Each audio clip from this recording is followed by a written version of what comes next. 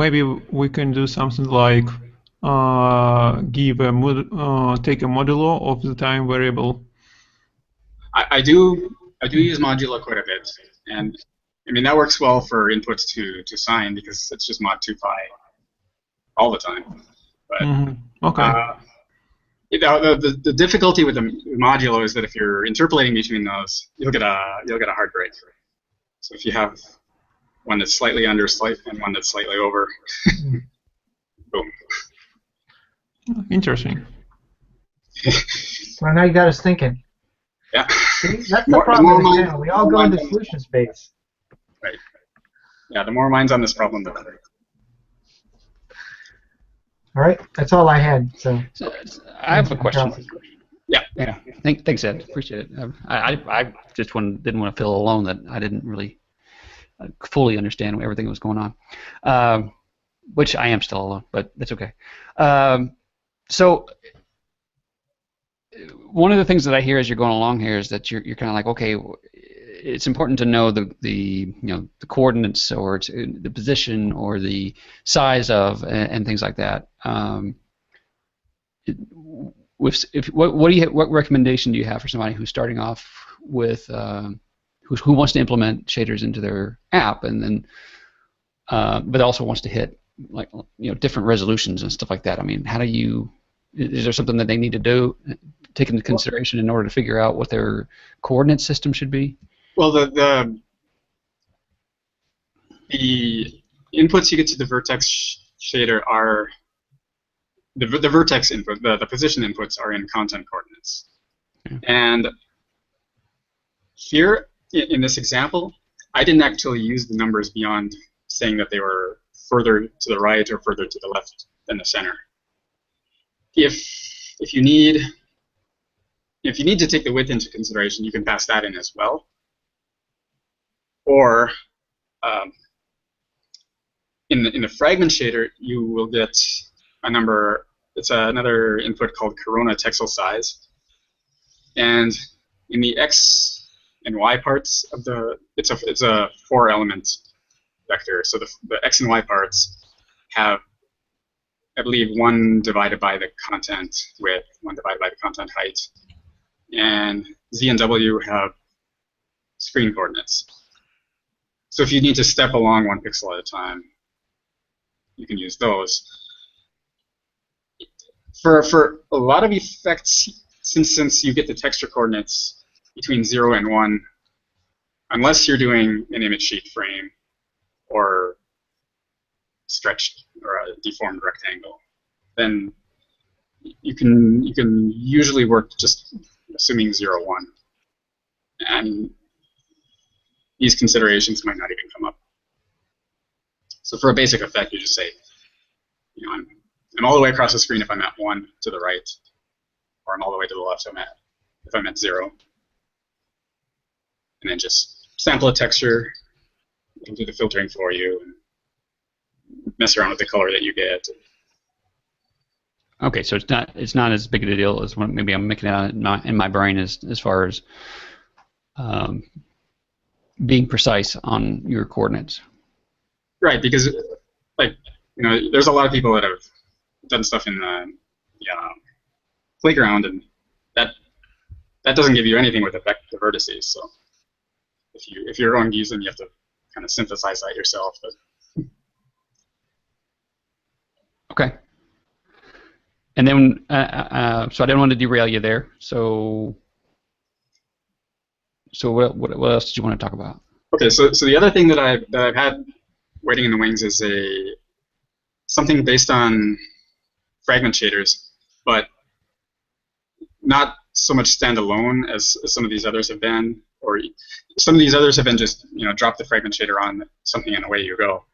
But in a real world scenario, you will probably need to coordinate with your shader.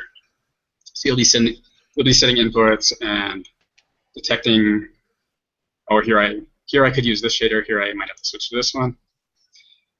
And there was a host that used a glass, and it provided a orange juice in glass image that I used.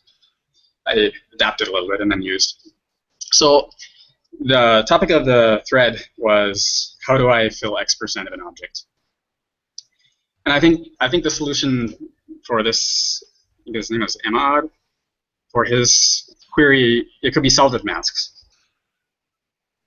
But in the meantime, I got distracted and I made a shader that took this image and would fill up. This has a little taper to it, so I don't know if the mask solution is quite as obvious, if it would work at all. But I noticed that, okay, so on the top it's got an ellipse, and the bottom it's got an ellipse, and they basically just go in lines along the side. So I wonder if I could adapt that to a shader. And it looks like there's about 4 different situations that can arise here. You can be either totally empty, you just have the little condensation on the bottom. You could be partially full, so you'd have the liquid on the surface and at the bottom. You could be cresting the lip of the glass, where you have part exposed, parts behind the glass. Or you could be all the way up, and then you'd have all of the surface exposed, and everything, all the rest behind the glass. That's really cool. I remember that thread. Did you end up sharing this solution there? You would be that original poster's hero. Well, I don't know if he needed quite this much, but I kind of just went off on it. And so because of those 4 situations, from the way that some of these talks have been going, you might think, well, we'll just combo all of this in one mega shader. But what I ended up doing was handling each of those 4 situations differently. And that shows up in... First of all, I want to say this is a really cool example. Second of all, we definitely know that Stephen is a positive person, because he said that the glass was partially full when there was just a sliver of liquid at the bottom. I didn't even think of that. So we know how I would say that, right? Yeah. This class is almost completely empty.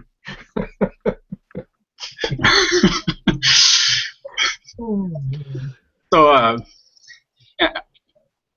I should have had something handy for an ellipse.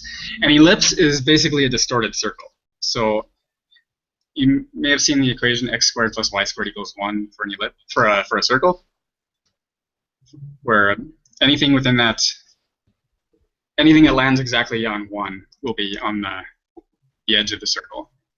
But in an ellipse, both of the x and y are distorted, so they have a coefficient in front of them. Let's see if I've got it somewhere.